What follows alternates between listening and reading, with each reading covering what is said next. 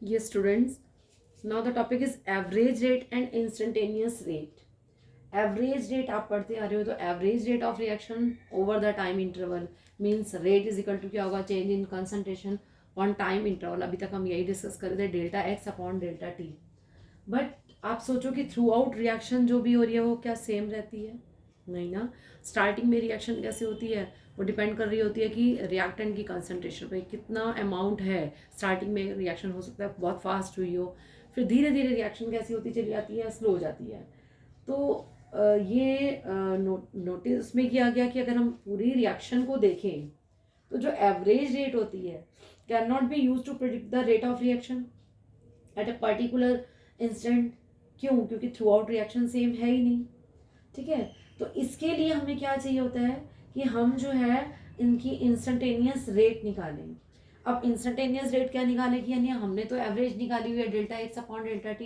तो instantaneous rate क्या होती है? The rate of change in concentration of any one of the reactant और product at a particular moment of time. यानी particular point of time में rate of reaction क्या है, कितनी होती है, दैट इज इंस्टेंटेनियस रेट. तो इसको एक्सप्रेस करने के लिए हम तो टाइम लेके चल रहे हैं, डेल्टा टी एक टाइम इंटरवल में लेके चल रहे थे. इट मीन्स इंस्टेंटेनियस रेट निकालने के लिए हमें कंसंट्रेशन भी बहुत कम और टाइम गैप को भी क्या करना पड़ेगा, बहुत कम करना पड़ेगा. तो time interval delta T is made as small as possible, बहुत कम कम गैप में लेके चलें, so that the rate of reaction remain almost constant during that time interval. ठीक है, क्योंकि पूरे थ्रू आउट तो रिएक्शन सेम है ही नहीं कि हम कहें कि हम इसका एवरेज निकाल लें. कभी रिएक्शन बहुत फास्ट थी स्टार्टिंग में, फिर धीरे धीरे रिएक्शन स्लो हो सकता है, एंड तक आते होते बहुत स्लो हो जाए. और डेल डी एक्स हमने क्या ले लिया, जो कंसंट्रेशन वाला अमाउंट है वो भी हमने बहुत कम वाले उसमें लिया. तो D x is very small change in concentration in very small interval time, यानी डी टी. तो रेट ऑफ रिएक्शन हमारी क्या हो जाएगी, D x upon D T. अभी तक हम क्या ले रहे थे, delta x upon delta T. ठीक है. क्योंकि इंस्टेंटेनियस रेट निकालने के लिए, पर्टिकुलर किसी पॉइंट पे निकालने के लिए कि रेट ऑफ रिएक्शन क्या है हमारी, उसके लिए हमें कंसंट्रेशन को बहुत चेंज यानी बहुत स्मॉल वो करना पड़ेगा, लेना पड़ेगा, और टाइम जो है वो भी टाइम इंटरवल भी बहुत कम करना पड़ेगा. ठीक है. तो now the rate of reaction कैसी हो जाएगी फॉर इंस्टेंटेनियस का, D x upon D T. अब ये एग्जाम्पल है, सपोज ए मोल दिए हुए ए के, दीज आर द रिएक्टेंट. इसके ए दे दिया हमने, सपोज 2 मोल 3 मोल, तो just A mole of A and B mole of B gives C mole of C and D mole of D. तो रेट ऑफ रिएक्शन क्या होगी, रिएक्टेंट के लिए आपको पता है माइनस साइन, तो हम क्या लेते हैं, कॉफिशेंट ले लेते हैं. ये दिया हुआ ना 2 मोल 3 मोल, तो 1 बाय करके लिखते हैं, तो माइनस 1 बाय ए डी. अब आ गया, अब यहाँ डेल्टा की जगह हमने क्या लगा दिया, D. A upon D T is equal to, same यहाँ आ गया हमारा minus for reactant 1 by B D. यहाँ पर बी अपॉन डी टी हो गया, डेल्टा टी की जगह क्या आ रहा है, D T is equal to same 1 by C D, molar concentration of C upon D T. Same इसमें आ गया, डी के लिए आ गया आपका 1 by D D delta t.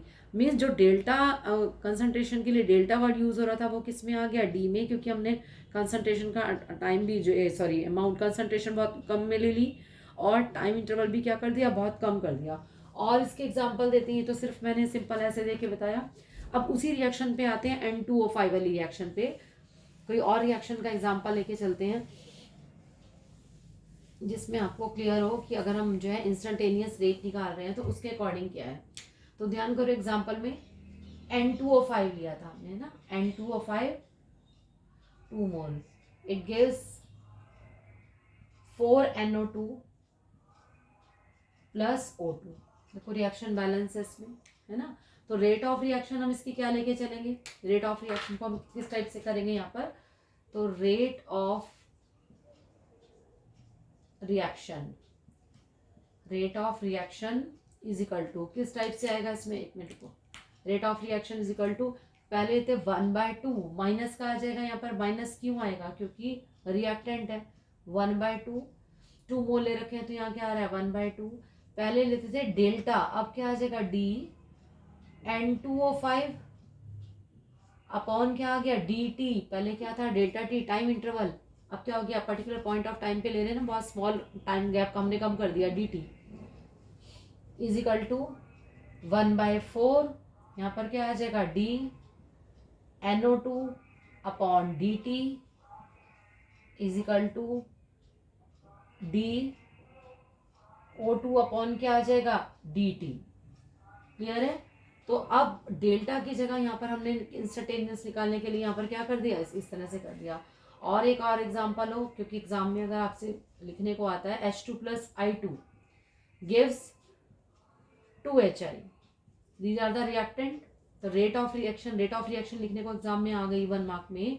तो रेट ऑफ रिएक्शन, या वैसे भी आप इसके क्वेश्चन करोगे तो rate of reaction is equal to क्या, minus DH2 upon DT is equal to minus DI2 upon DT।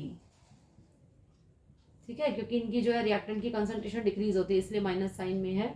और यहाँ पर आ जाएगा 1/2 आएगा ना, क्योंकि इसमें यहाँ क्या दे रखा है आपका 2 आ गया। तो किस तरह से लोगे, यहाँ जगह is equal to 1/2 DHI upon DT। Clear, like this. तो इस तरीके से लिखोगे ताकि इसमें आगे क्वेश्चन कर पाओ। अब नेक्स्ट टॉपिक हम इसमें आगे लेके चलेंगे कि हमने जो है जो एक्सपेरिमेंट मेजरमेंट कैसे करी, ग्राफ के थ्रू बनाएंगे।